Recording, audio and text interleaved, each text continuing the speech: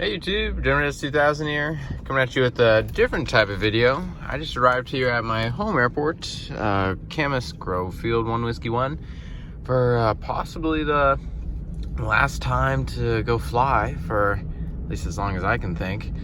Yeah, I'm getting ready to fly my Beechcraft Sundowner, my family's airplane, across the country, Vancouver, Washington to South Carolina. Gonna be a long flight if the weather actually clears here. It's supposed to, but you know, a forecast or can always be wrong.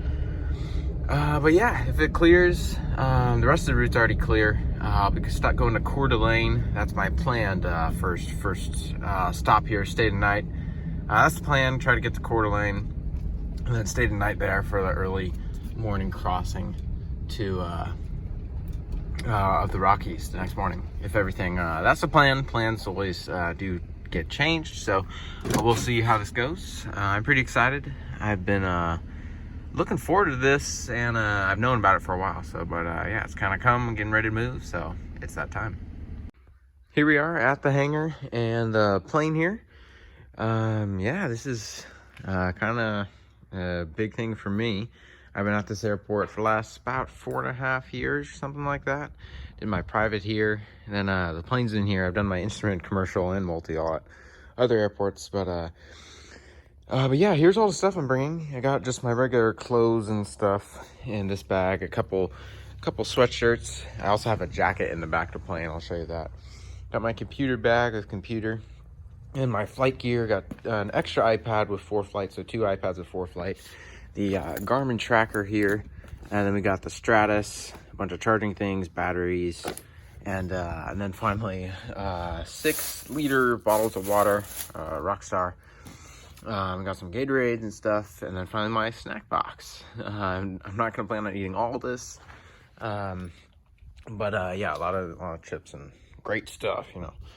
But yeah, and then that's just the stuff I'm bringing. Have that stuff in the back, and I'll just show you the rest of the stuff in the airplane here. Here's my model airport here. As I wait for the weather to get better, I'm gonna start packing up the rest of these airplanes. Actually try to film a video first to film an airport update here, PDX, but yeah, then I'll finish packing up the rest of them like these ones down here. Here's the plane, beautiful plane. I've been flying this thing about 500 hours in it, mostly just building time pretty much over the last year or so. She's been a great plane. I can't wait to fly across the country. If I had to choose a plane to do it in, I'd like to do this one. But in here first, here's the cockpits and the panel here. Got all the usual steam gauges plus a G5. We got a HSI, and then we got the CGR 30s for the engine instruments, and a standby oil pressure that we just left in there, independent. And then we got our CO machine, then another one there, two there.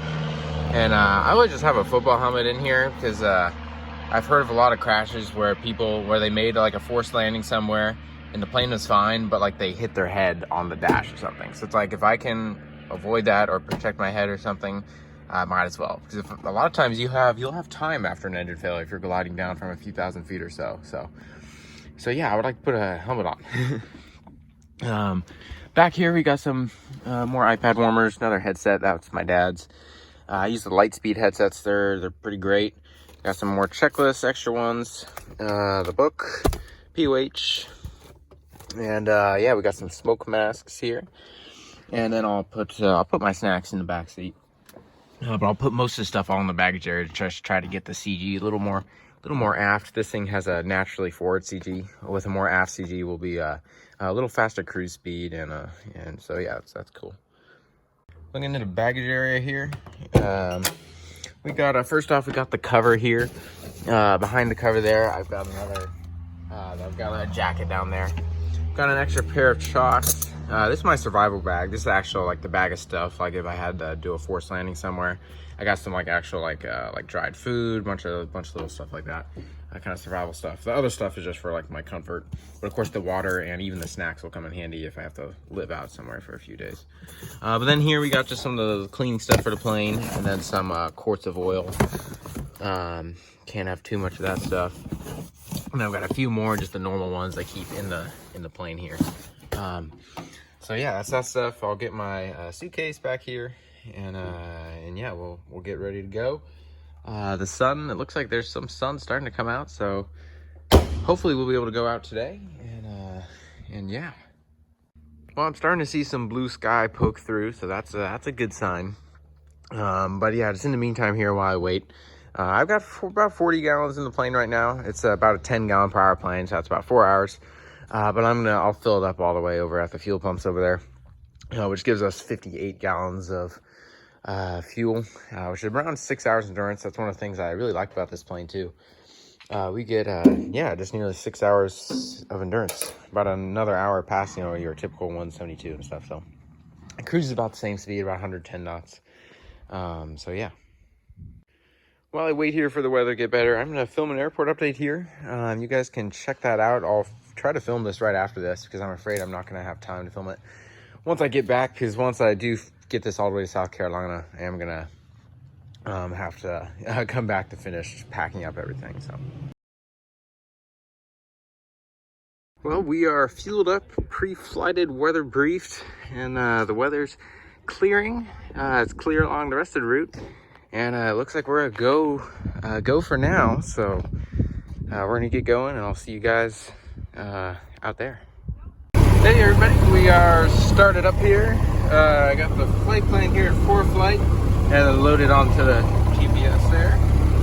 And here's the route, kind of following up the gorge, then following the freeways over to Coeur lane. And 2 hours 36 minutes en route. Well, it will be a 7.5 though. And 27.5 gallons gas, 20 gallons gas. So you've got 58. And yeah, I'm gonna do one traffic pattern here for old time's sake, and then we'll get going eastbound. Pretty cool. But here's all my stuff. Got all my snacks and everything. Waters. Got our weight and balance done. We are about 200 pounds under max gross with all my extra stuff. Not too bad. So yeah, pretty excited. Let's get into it. Well, everybody, just did a traffic pattern here. Everything was good with the airplane, and was able to see clear skies out eastbound there. So we're a go for our flight. So I'll see you in the air. It should be fun. Keep our mind open to any weather possibilities or anything that happens. No rush, so we'll see you.